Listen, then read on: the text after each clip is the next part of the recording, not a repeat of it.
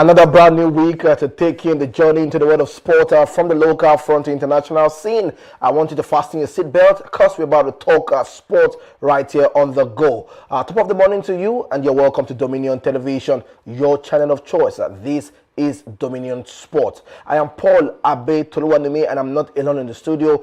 I have Jessica Suji joining me to talk sport this wonderful morning. Trust me, guys, update from the camp of Shooting Stars. They've acquired a new top manager, I must say. Also got stories from the WAFCON finally concluded, and let me inform you that Cameroon, for the very first time, have been able to lift up the WAFCON trophy. Also, we'll be giving you update from the international scene, the world of transfer.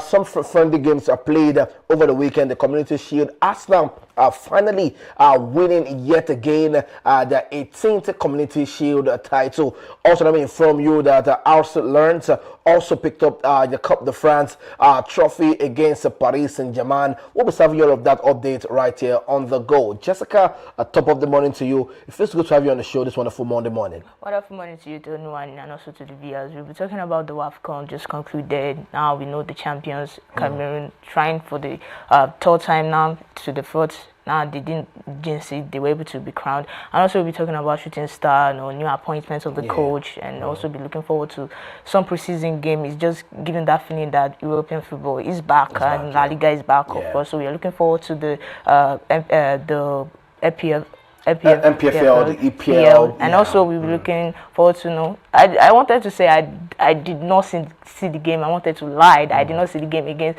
Arsenal winning the Community Shield, but it is what it is. They are crowned champions, so now we have to give them their credit. So we have a lot to react to. Actions went down during the weekend, so let's get it started and dissect all. All right, beautiful. Let's get the ball rolling. But let me inform you that we have a guest joining us, a familiar face. That's the Queen of Sport, Mabuba, joining us on the show. She's going to be talking about the WAFCON once we start the discussion on that. But let's take stories, Jessica, from the camp of Shooting Star, just like you said. Salisu Yusuf has been confirmed as the head coach of Shooting Stars Football Club. Let me inform you that Yusuf is a Nigeria professional football manager and former player. He was the head coach of Nigeria's national team career in 2002 as the league side Nasarawa United before he moved to Lobby Stars as an assistant coach and helping them win the National League Cup, now the Nigeria FA Cup in 2003. He later moved to Dolphins FC where he worked as an assistant coach until 2008 when he joined Kano Pillars as chief coach, and eventually he led them to win the 2008 Nigeria Premier League title. Also, let me inform you that in 2009 the Nigeria Football Federation employed Yusuf as assistant coach to Samson Siasia, who served as head coach of Nigeria's national football team. Yusuf was still working with Siasia when Kano Pillars appointed him as technical advisor in 2010. He moved the Saudi club qualify for the 2010 CAF Champions League. Let me inform you that in November 2012, he moved to Yimba, where he replaced Austin Iguavon as technical advisor and guided them to win the 2013 Federation Cup trophy. Quite, an illustrious career for Salisu Yusuf. It's not new to the terrain of MPFL football. What do you think he brings to a side like Shooting Stars? I'll start off by saying Shooting Stars are not like a small club starting off with. He's not new to the environment when it comes to Nigeria football, the MPFL, the environment, and the pressure that comes with continental of competition football like that. So he's someone that has that pedigree. He has led Kano Pillars, winning the title with them. Also Yimba, Rangers International. You can go on and on. Also has experience in that national level of football, and also he has that coaching license. So that's the main important thing. They've secured a coach that has that license. So it's just a way to go for them. But one thing I would say it has to come with the level of preparedness. He comes towards the Shooting Star. He's not been able to have that first set of preseason with them, whereby to get to know his players. But they'll be having another one, another preseason. So definitely he'll be there to assess his players, his coaching, his staff, his crew. So it's one way to go for Shooting Star. They'll definitely be looking forward to that one, and also we'll be looking at how much patience and time when it comes to that. But I know this is part of the coaching job. You know that you your time is not, you don't have that much You time don't have that for more that time, yeah, transition yeah. time. So it's definitely one. I think if you can work up under pressure, that's fine, because now you are talking about the NPFL season, you talk about the continental season. So one way to go for Shooting Stars. So we just wait, sit back and see how this preseason turn out for him, and also the upcoming season. All right. Also, let me inform you that there's some key players who have left, the shores of Shooting Stars. You look at Ayobami Jr., you look at Tijani, you look at, Omobere, you look at the key names, also Coach Nudin Awero. All of these stars, when you have them on that picture right there on the screen, and you're wondering, what's the demography, what happens next with these stars go. Yeah, definitely you must have players leave. The new players coming on, how well will Salisu Yusuf be able to fit into the system for the new players coming in? I won't say it will be a problem, because we know when coaches are being dismissed like that, there are players that will make a move. It might not be related to the coach dismissal, but at the same time, when there's absence of players, there's a need for a player to fill in that void. But one thing I would say could be a problem is if Salisu Yusuf was the one making those signings. Now, it was his own choice, but now it was just the recruitment team and everything. The scouting team were the one who did all this job. But I would just look for how he will be able to manage all those players, because they are not bad players. They're not. They definitely have their own experience of the NPFL. Also, too, you look at those like John Mark, you cite those players that they are quite good. These are players that you would need also when you're making a new route for the NPFL season. So yeah, it's definitely one to watch, and if he can be able to manage them, have his own philosophy and his own idea with this new player, then I think the next coming season we'll see a new dynamic and a new structure in project for Shooting Star. All right, beautiful. That's update coming through from the camp of Shooting Stars. All right, let's move away from that and let's have your update from the Valley Jet Cup as that's come to an end, and Sporting Lagos are crowned champions. 1 way to go, but let me inform you that something quite interesting happened over the weekend with the Valley Jet Cup. Let me bring to your knowledge that the Valley Jet organizing committee wishes to provide an update. That was over the weekend at the semi-final lineup following the withdrawal of Rivers United and Inter Lagos. Rivers United will finish fourth with 6 points. Did not participate in the semi-finals after returning to their base in Port Harcourt. Inter Lagos, who were next with 5 points, also confirmed that they will not be available for the semi-final due to the complete medical assessment of their team and their player. So on that note, Abia Warriors had to fill in that position right there, and it was quite interesting to see how Remo Stars also was in that position. So it happens between Abia Warriors and Sporting Lagos. Sporting Lagos picked up the victory. Remo Stars against Rangers International. Remo Stars picked up the victory. And trust me, Jessica, it was quite interesting to see that one through between Sporting Lagos and Remo Stars. That game ended 2-1. Exciting football, you must say. Remo Stars relegated, but you will see a new transition. I mean, the new coach that came in, you look at how the system, the ranks, how he can put one or two things together, and we saw that against Sporting Lagos. You have been giving them credit since the beginning of this Valley Jet Cup, and definitely they did give you that honor for lifting the Valley Jet Cup. It's so interesting to see two teams like that playing fast-paced football, because you're looking at Remo Stars, you're looking at Sporting Lagos. So you definitely be feeling that excitement when it comes to the new season. And for Sporting Lagos, I've been giving them their credit through the start of this tournament.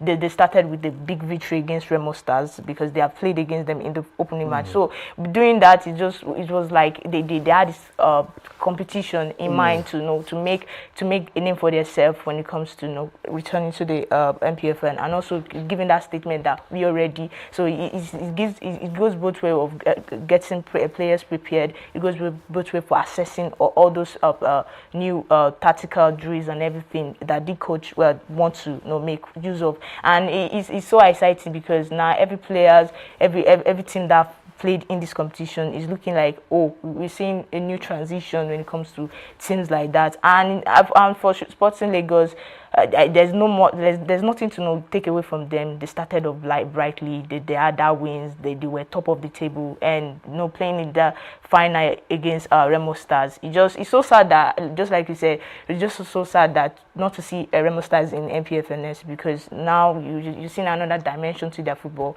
but we will still be seeing their football when they play in the NL, and also for Sporting Lagos, it's also a way to go for them. This is how you start. This is how you make a statement. Even though sometimes pre-season does not transition into the regular season, but at the same time, it shows that they are there to win it, and it shows the level of preparedness. Okay, you talk about the preparation for Sporting Lagos, and I'm sure you'll be one that will be sticking out your neck for them for next season. Yes, for sure, definitely. Because if you see teams like this that are not intimidated by big guns like Rangers United, who have continental football to do, you see them against Shooting Star. It gives you this rally. It gives you this idea of that. Okay, these are teams. They can come as underdogs that can upset big teams like that. So I'm definitely looking forward to their football when it comes to the LPFL.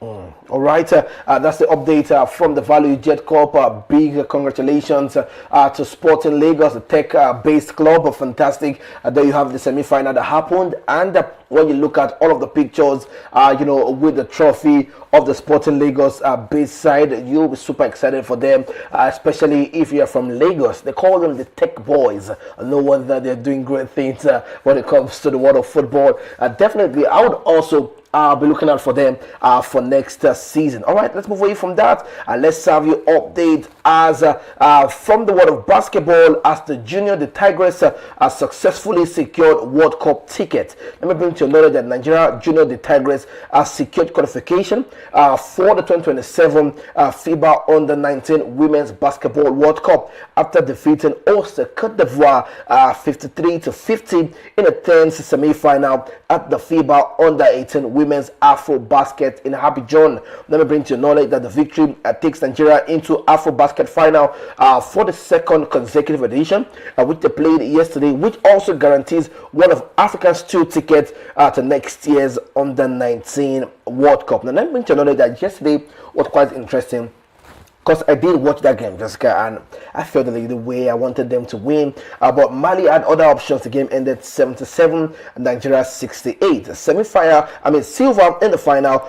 but this run wrote so much for the girls. I think they're living up to what we have with the Tigress, and it's been exciting times when it comes to the world of football. Basketball. So it shows that we're making that big statement when it comes to basketball and to be the women's side, because now you're looking at the game they played against Cote d'Ivoire. It was tight. It shows that defensive. At least we have a World Cup ticket finally. That's it. If football can provide a World Cup ticket, they will look for another round. So definitely they did that. And playing against Mali, it was not easy. Mali, where they've won it 3 times now. So it shows that great mindset they had, and qualifying for that, having securing that ticket is just a way to go for them. And I'm just so excited because now it's showing more depth when it comes to players, the names. Now you're looking at new generations, to add up to the women of FIBA team. So you definitely see that talent there,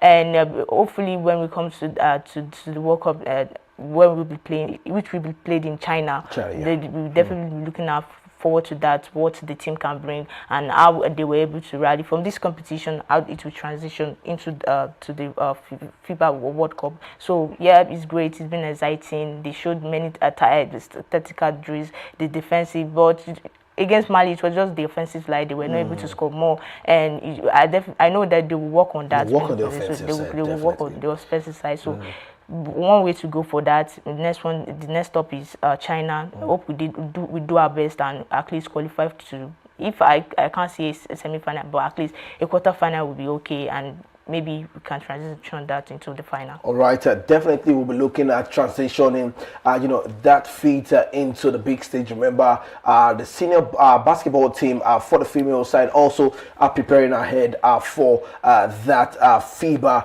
World Cup. All right, we'll be giving you all of that frenzy in the world of basketball right here on the go. Let's move away from that. Let's talk about the WAFCON. As we have our guest, Mabuba, joining us, the Queen of Sport. Top of the morning to you, Mabuba.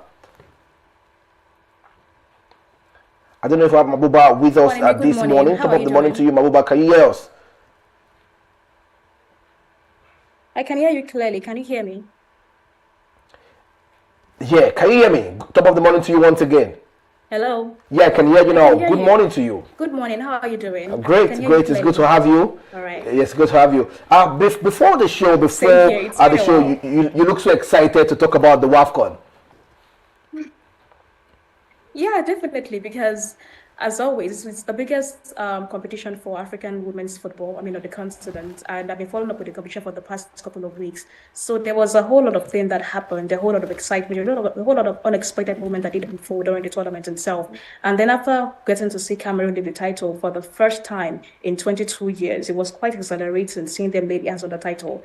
So yes, it was just I'll say that the WAFCON sort of unfolded in a way that I never expected. And I think the unexpectancy sort of heightened the level of excitement and the mesmerizing moments that sort of unfolded in the tournament in itself. So yeah, that is like a justifiable reason as to why I want to express myself and just talk about the certain things that I feel we should address at the tournament in itself. So yeah, it's great to be back after like 2 months. So yeah, it's great to be Beautiful. here and it's great to chat with you once again. Beautiful. It's good to have you actually. So let's just talk about the journey of the Same here. WAFCON. We saw different turns. Morocco saying that we're not going to host it. South Africa trying to bid for it. Then back to Morocco, and we saw the poor turnout of fans. We saw different shades of different issues. The Super Falcons cap. I mean, back in the hotel being robbed. This and that. Several issues. For you, let's start off. How was the process like having this WAFCON held this year? You see, the way the 2026 WAFCON was sort of organized and the press that led to it was quite disappointing. And I say that because we all know, I mean, it's commonly that the tournament was supposed to have held back in March, but for some reason, unexpected circumstances, as CAF quoted back then, it was held in July down to August. And then coupled with the fact that the number of things that did unfold with the Super Falcons players getting robbed, the idea of Morocco saying they were not going to post it, and then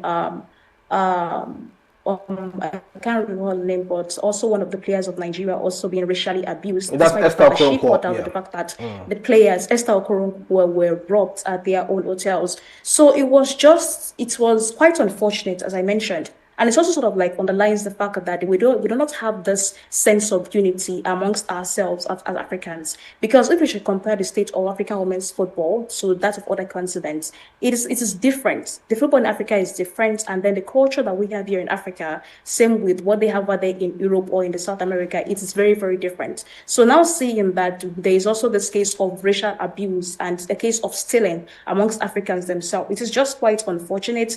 And somehow it just sort of underscores these old stereotypes that people tend to have about things whenever it comes to Africa. So the fact that it happened, it was unfortunate, and the fact that it happened the way it did is just an entirely same story that we witness when it comes to the old stereotype concerning Africa. So it was sad, it was unfortunate, and I would have felt that something like that wouldn't have happened again after what happened at the final against Senegal and Morocco in the men's AFCON back in January. All right, let's talk about the expansions of teams. Some few changes for you. Did it excite the world to see that happen with women football?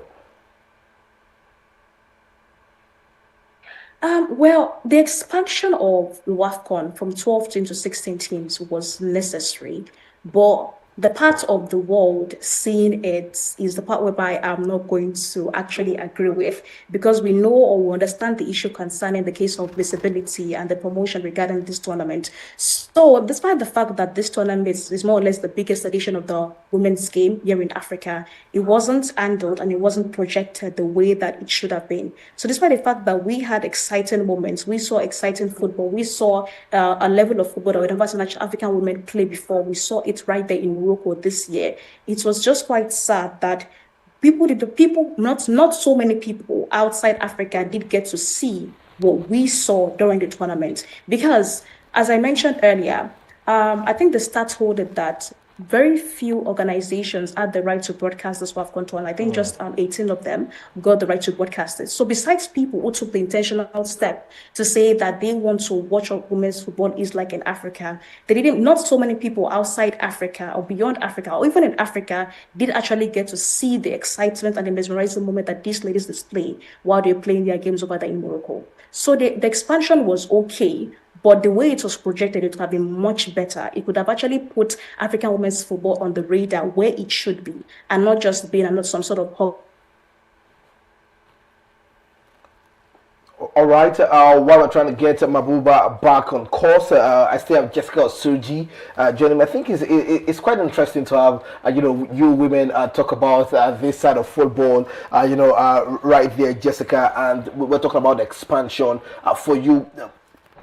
Actually, a good process when you look at when you talk about the WAFCON 16 teams. But how do you see that as a plus? I mean, I think I'm going to give credit to Malawi. They were part of the expansion.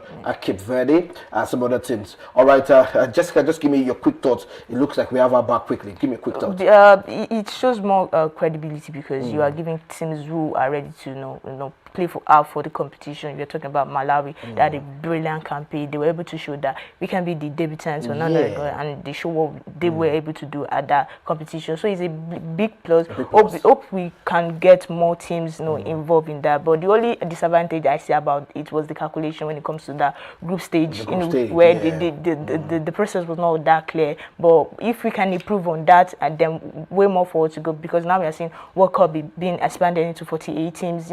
It's giving more exposure, it's giving more expansion for women football and African football in general. So it's a plus, and also it will be a great addition if it comes to handling of those match days, publicities, promotions, and some loopholes in there when it comes to arranging for the tournament, bidding last, who to host and that. If this can be settled, then definitely African football can be put on the big stage. All right, great one. I think we have Mabuba back on course. Mabuba, are you still with us right there? Yep. Yeah, I am. I'm very much here. Sorry about all right. Thank you so much for still joining us. Quickly, let us move away from that. Jessica said it's a big plus to have the expansion because you want to talk about teams like Malawi showcasing themselves to the world. Fantastic team. The Chiwanga sisters. I was watching one of your videos and you brought them to the light of the world, saying we need to look forward to the Chiwanga sisters. Nobody saw them, but you made us understood that they're going to be a threat, and definitely they were a threat even to the Super Falcons of Nigeria. Also, you're going to talk about the calculation that happened within the face of the Super Falcons group stage. Please talk about the debutant Malawi and also that calculation incident with CAF.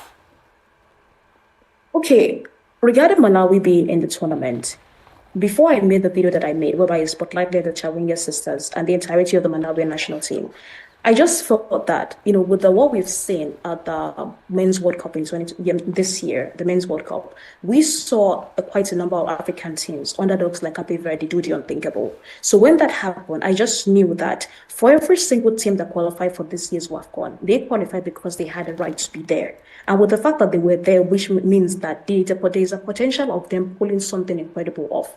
So going against a side as Nigeria, I wanted to know that, would this team be a threat? Could there be something about this particular team that the Super Falcons might not be so aware about, or the entirety of African women's football might actually be paying attention to? That was when I was actually able to discover that there were actually two lethal threats that could actually dismantle the Super Falcons national team if they didn't pay so much attention. And as you mentioned, it did quite happen. But then seeing this particular team who are being considered as underdog go all the way to the final was quite fascinating and exhilarating to watch, because not only did it underscore the fact that witnessing a change in African women's football, but it basically talks about the fact that no team, when it comes to African women's football, can be underestimated, and teams are becoming more and more competitive than what they used to be. So when they went against Cameroon in the final, a part of me did feel that there was a high chance that Malawi could win if they were the team that found the back of the net first, because we know that both Malawi and Cameroon, they play two different types of football. Malawi going for the attack and Cameroon being much more defensive. So I did feel that Malawi had a chance, or a higher chance, at winning, although both teams are there because they both qualified. But I felt that Malawi could actually have a much more stronger chance. But we know pretty well that football is never going on paper. And the Cameroon did your thing by scoring 3 goals against Malawi in the finals, finally the cup. But for Malawi, it is great to see that a team that is ranked 150th on the FIFA ranking defeats the strongest team in Africa. And not just that, also defeated the second best team in Africa, which is Morocco, and then go all the way to the final. So it was fascinating to see. And we love that this is actually sort of like underscoring a new stage, a new phase in entire African women's football. Yeah. Wow, beautiful. Quickly before we move to the Super Falcons for you, just take us through the final yesterday, Cameroon against Malawi. What went wrong for Cameroon? It looks like a different. I mean, what went wrong for Malawi? What ticked the box for Cameroon yesterday? Okay, so as I mentioned earlier, both Cameroon and Malawi, they play two different kind of football.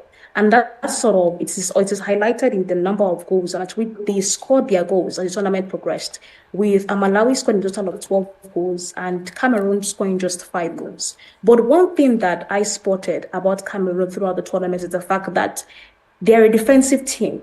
Their defense line, it is solid. And then they also have the player who turned out to be the best goalkeeper in this tournament, Michele Bihina, right there in between the posts. So going against Malawi going against Cameroon yesterday, it was either that Malawi was able to score first and then draw back on the counter just so they lock in right there in the defense. Or if Cameroon found the way to score first, it is going to create some sort of destabilization right there.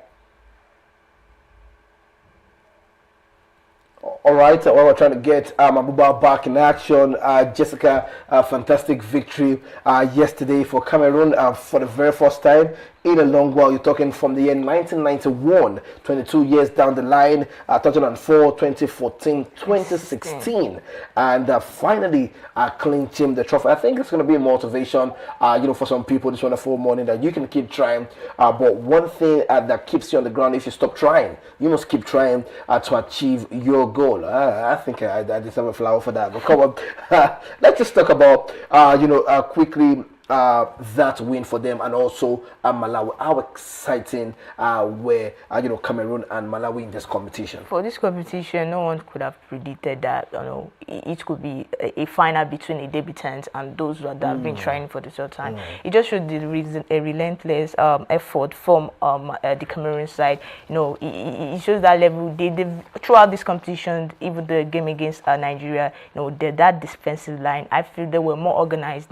They had that mindset of, okay, this can still be our year. They were looking forward to it, and definitely it played out in the final. We're talking about the goalkeeper, saving that penalties against Morocco. It was outstanding all throughout. And for the Malawi side, it was a better campaign. One thing I'm still trying to understand that is that, okay, now that Nigeria, I'm not saying out of the question, but other teams are growing more. Like, they're closing that gap. We are not seeing the popular faces against, when we talk about South Africa, we talk about Morocco or Algeria now, but we're seeing more side to this African football, women African football in general, being the first South African team to win to be in the final of this competition, and it's just so exciting because they are the first highest scoring team in this competition with 12 goals, and the Chiwanga sister, just like you said, we keep praising them. They've been making a big a name for themselves, and also for their country. The way they played, it just doesn't show that they were intimidated by any team against Nigeria, scoring that 3 goals. And for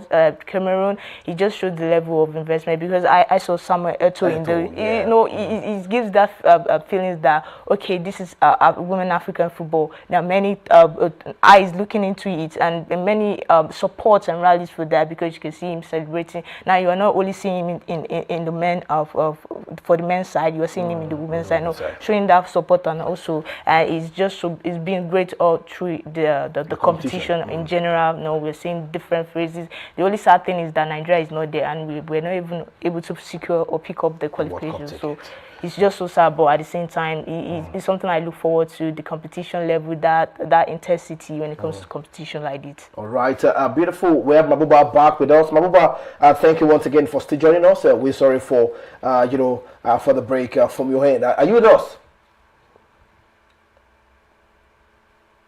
Hi, Tolawalemi, I'm back here. Okay, great. Once again. All right. So I think I was making a point go ahead quickly. Internet sort of like went off. Okay.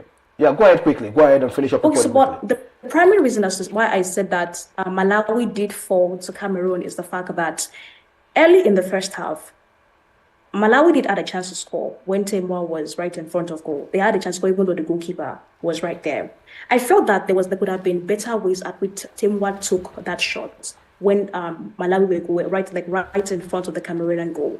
And I also noticed that quite a number of times, particularly in the first half, Malawi were trying to score from the side by using just Temwa to actually fire on goal, which means that they used there were two players right in front of goal, with Temwa being on the other side and another player being on the other hand. But we've seen time again that while Temwa was actually trying to score the goals, her attempts on goal were easily thwarted by the goalkeeper, Michele. So I felt that there could have been a transition between the person who should actually be the person firing going to the back of the net and not just Temwa. It felt as though that there was like Temwa was sort of adamant to actually get the goal to her name, but Malawi would have actually found a way to secure the goal by themselves if Temwa had instead of going for the goal, chose to make an assist to the other person by our left side or by our right side instead.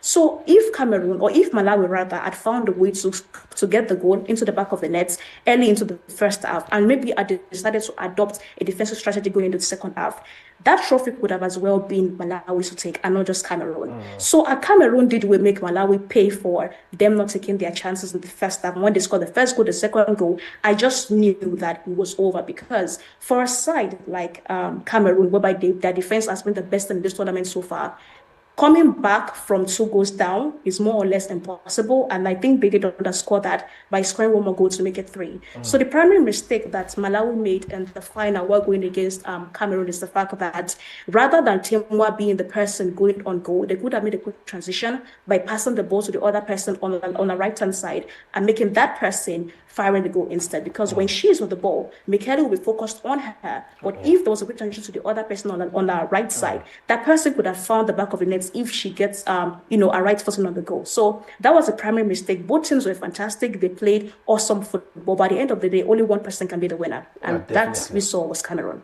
Definitely. All right, Mabuba, just wrap up this section quickly. We're going to talk about the Super Falcons, but before that, there have been an agenda on Twitter about the goalkeeper of Cameroon, Michaela, not picking up the player of the tournament. Also, do you agree, or do you think she does deserve the goalkeeper of the tournament? Well, first, for what I do support that agenda, because why I will not rule out the fact that we had some fascinating players who played exciting football in the tournament, like the Chawinga sisters, like also the goalkeeper Michele as well. If I were to compare the level at which these individual players showed up for their countries, it exceeds the other. Now, before the final, I'll more or less say that I can put all 3 players, the Chawinga sisters and Temwa, on the same line. But in the final, the performance from Michele did exceed that of the Chawinga sisters, every other player right there, from both the Cameroonian side and the Malawian side as well. Because if we take a look at it, this was a player that saved not just 1, but 4 different penalties against Morocco in the semi-final. And in the match against Nigeria, we can more or less say that even though we have a goal scorer who fired Cameroon to the semi-finals against Morocco, Michele was more or less a standout player in that encounter against Nigeria, because Nigeria had 9 different attempts on goal, but she was the one that spotted every single one of them.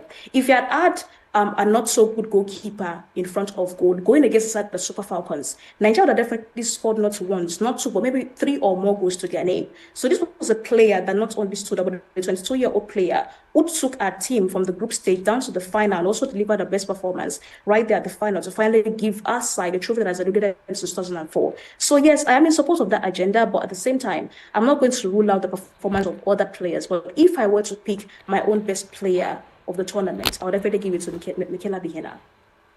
All right. Thank you so much, Mabuba. I'm grateful for that. Now, quickly, let's talk about the Super Falcons. For you, disappointing outing. I must say, you wanted better. because of every other thing that would have come, to glorify that other end. But right now, there's a Yes. collapse in the camp of Super Falcons camp. And the NFF have set up an investigating committee and panel after Madugu's not magic remark. Now, he made a statement that made that set up and all of that. Now, the NFF officially has set up an high-powered investigative committee to analyze the technical and tactical and administrative causes for the Super Falcons' failure to qualify for the 2027 World Cup. And I'm sure you know these names. Ambassador Fanny Amon, MON Committee Chairman, Desire Kononoze, the former Super Falcons captain, Motia Depo, the Super Eagles legend, Ladan Boso, and Dr. Alex Mana, the technical expert. These names, all of this investigative, brouhaha and all of that. Come on, we know the problem. We know where the problem is. Why go through all of unnecessary corners and set up panel that's a not? Come on, talk to me quickly within few seconds. And what's the cause? What exactly is the cause of the downfall of the Super Falcons? So the NFF decision to set up a panel. Yeah, go ahead.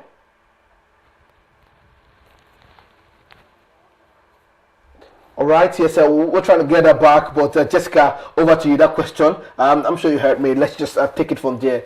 For you, setting up a committee, these problems. Come on, talk to me, Jessica. It's very, I won't say it was necessary, but it's something we can still consider. But at the same time, what should be more important is what we will do after this whole set of the investigation, the fact finding, what will be done if what they find out was the result of everything. And the fact, like just you were saying, is that we know where the problem is the administration, like the board itself, because you are now bringing out people from inside, to investigate what is clearly shown that this is the problem at. We are not talking about just finding fault about the setback. We're talking fault about the player welfare. We're talking fault about finding fault about the administration. We're talking finding fault about the prepared level, the preparation level. Like we were going into competition at the same time we were being showing this this nonchalant behavior towards it. It's something that we need to work on too. And this squad setup now is just to whatever they find out, can we still work on that? It's not we should not go back to gathering fat and at the same time it being like dust, because it will be swept under the carpets. But we want to see the fact they find out and we want to see them working on it. All right, beautiful. That's the update. We hope that Mabuba is back quickly. Mabuba, we're about to wrap up this WAFCON section. Just take us through the question was asked about the Super Falcons quickly.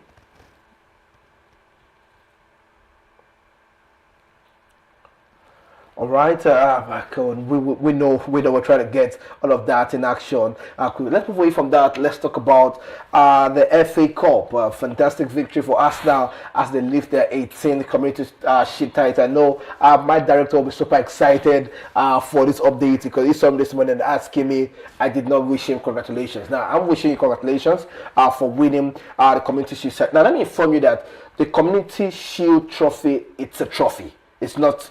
Let's not water down what I know how for banter's sake or whatnot. Arsenal did lift a trophy over the weekend against Manchester City. Let's talk about how fantastic the Arsenal side were yesterday.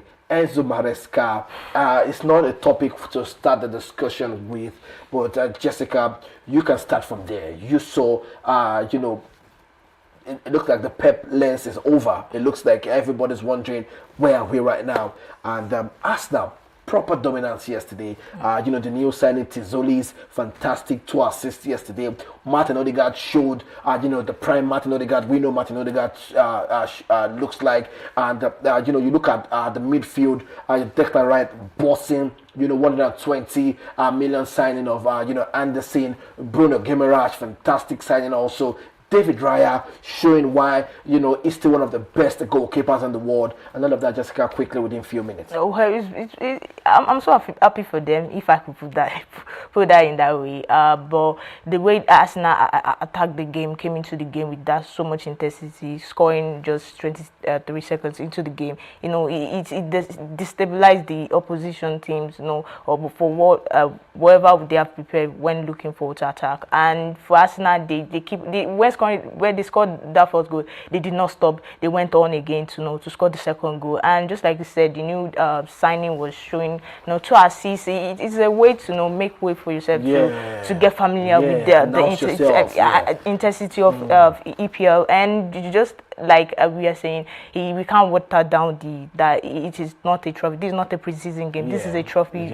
Each will be added to the cabinet, but they'll be waiting for the UEFA Cup. But it will be added to the cabinet, and also it's something to show for Arteta. Now they'll be looking forward to defend their title in the EPL coming. And for Man City, I won't say Enzo Maresca because you can't downplay. He has one trophy as Chelsea. He has that. So this we can't just sort of judge him just yet. You can't. For me, you can't. There's still a long way to go. New signings and all. And they are still sorting out their midfield at the moment. So I'll still give him grace. He's not that bad of a coach. So we just look forward to what he can do and how well prepared they are for the season to come. All right, that's the update from the Community Shield. Big congratulations to Asta fan. Congratulations to my director, because definitely it's the one putting me on the screen for you to see. All right, let's move away from that. Let's give you an update that Lens shocked Paris Saint-Germain to win the French Super Cup. How exciting was it for you to see, Lens, or you wanted more dominance of Paris Saint-Germain? I did want Arsenal Lens to actually lift this one. Yes, let's team showed their playing style, and for Paris Saint-Germain, I don't think this should be an issue for them. They've won it before. So if for Lens, it was a big statement, winning 1-0 against, it was tough, red card in those games too. So it could show that they were really going in and out for it, for the cup. And so if for Lens, it's just a way to start for the season, winning against a big side like Paris Saint-Germain, and that's a way to show that now teams are not fearing anybody. You come, you play your game. Don't be intimidated by they've won the Super Cup. No, there's no time to relax when it comes to teams like this. And for PSG, definitely this could not define their season, if you ask me. There's still more competition they will play for, and play against big teams also as well. So we'll be looking forward to that. Just giving that feeling that the season is back. European football is definitely on the big stage. All right, and let me inform you that at 12, I got the goal for RC Lens. It's a fantastic one, a great player. Well, you talk about the French football and French national team. All right, let's move away from that and let's talk about La Liga. Was back in action on a Saturday. Sunday gave us a more frantic and exciting moment as Racing are back in the Premier and drew to Villarreal. Espanyol picked up all 3 points, and 15-year-old Marcos Santos made his debut for Levante. Fantastic game over the weekend right there in Spanish La Liga. We have not seen the big teams in the La Liga yet, but this is just the showing that the La Liga is back. And if you look at the result, you see 3-0. It shows that the team are now prepared to show us how European football is. So we are looking forward to that. It's just one way to go for the fans to see Barcelona, to see Real Madrid, to see Atletico de Madrid also play. So it's that feeling, and we fans are just going to sit back and see what European football and La Liga has to bring for us. All right, beautiful. So let me inform you that on Saturday, Sevilla picked up the victory. Thank you so much, my producer. There you're seeing the former Madrid star Mariano getting a goal and an assist in that game. Also, Sevilla picked up the victory, 2-1 against Rayo Vallecano. Just like we said, Deportivo Alaves picked up the victory against Getafe, 3-0. A red card in both games over the weekend on Saturday. All right, let's move away from that. Let's talk about some friendly action games that happened over the weekend as Manchester United lost their last preseason game against their former manager Ruben Amorim, and I'm sure some Manchester United fans will not be excited about that. They wanted that victory against Ruben Amorim. But I think we can pick some positive from that game. Manchester United will look at the areas where they need to work on. Some will talk about the left back position. Some fans will also ask for adjustments in the midfield, and also maybe an attacking option for Benjamin Šeško and maybe Brian Mbeumo or Cunha, whosoever will be playing that position. For Ruben Amorim, I think finally he got a win in his pre-season tour, and some players had to come say hi to him. They had to greet him, but definitely the ones that would not greet him, Marcus Rashford and Kobe Mainoo, did not come say hi to him. Samuel Chukwueze getting 2 assists in that game, and a goal for his new manager Ruben Amorim. For Manchester United, they were feeling like, oh, we're back. The preseason was not even bad at all. Up onto the meet AC Milan, they played against AC Milan, and for Amorim, it was just so shocking for me because I didn't expect him to pick up a point against his former side, but he did that. And for Manchester United, it's just a way to look forward to. Now we are talking about players, the place they need to improve, and also for Marcus Rashford, they'll be looking if you're going to stay in the squad after So that's much assessment if you ask me. Because the game they played against Paris Saint-Germain, drawing against that game, it was still it was an improving side if you could ask me. And also for this game, it just shows that the preseason does not have to end up with a win. You have the downside and the bad. It's just everything has to just for you to evaluate and criticize your squad. Know who you are going to put out for transfer, and know who you are putting in to make up your squad. So it's just like other teams that have in their preseason. Even Chelsea had their preseason where they won against Real Sociedad. So it's all the same. It's just for next season, the preparation level. So we look forward to what they have next in the EPL. All right, beautiful. So let me inform you, if you're a Madrid fan, Madrid picked up the victory yesterday, and also if you're supporting FC Barcelona, another victory yet again, and more additions to the ranks for Barcelona as we got the report 5-2 yesterday against Barcelona. Madrid won that one 3-0. Now let me inform you that according to the information, Rodri and João Cancelo are both going to be on the side right there, flying the colors for FC Barcelona. Also, let me inform you that exciting times for Coventry City after secured the signing of Taiwo Awoniyi, and I watched the video of how Nottingham Forest fans and players were celebrating him. It shows that he's a man that left off a good mark in Nottingham Forest. He's going to be joining Frank Lampard's side. Taiwo Awoniyi will be playing for the newly promoted side Coventry City. Also, let me inform you that it's going to be exciting to see Calvin Phillips is going to be playing for Sheffield United. Cuti Romero signed for Atletico Madrid. And wrapping up the story, Cristiano Ronaldo has said yet again this may be his last season. Jessica, it's going to be all tears for some fans who are lover of Cristiano Ronaldo. Trust me, when I got this news yesterday, I'm not a fan of nobody, I'm a fan of myself, but this is probably my last year in football as a pro player. He has been announcing it since the World Cup. We're saying this is his last game we'll be playing for Portugal. But he's yet to get the 1,000 goals. So do you think? So some fans are praying that all defenders don't allow him get the 1,000 goals. Maybe that will still keep him to play. Oh come on, you can. If he knows his body, he knows it's time to give up. And also, he just wedded his wife, so you could say he's focusing time with the family. So and he has done great. He's been a legend. You can't write off what he has done. Many goals and achievements at that. So it's a way to write up. Hopefully, coming season, if he can, I don't think he can achieve that 1,000 goals to start off with. But if he can still, get close to it, he just show more and more, ideas that he's still the man, he's still the GOAT for some fans, and it just shows that maybe Messi will be stepping it up. Definitely. Let's see how that one would pan out. And that's going to be a wrap on the show this wonderful morning. I want to thank my producer, my director, and the crew for making sure Dominion Sport remains on the global stage. Also want to say a big thank you to you, Jessica Suji. Thanks for joining us this wonderful Monday morning. Also, Mabuba, the Queen of Sport, thank you for joining us. We're going to have you again tomorrow, talk about the Super Falcons right there in full. I want to say a big thank you for joining us this wonderful Monday morning. I'm just going to leave you on this Motivation Monday. Just like Cameroon after 22 years securing a big win. Till we see again tomorrow, keep watching Dominion Television, your channel of choice.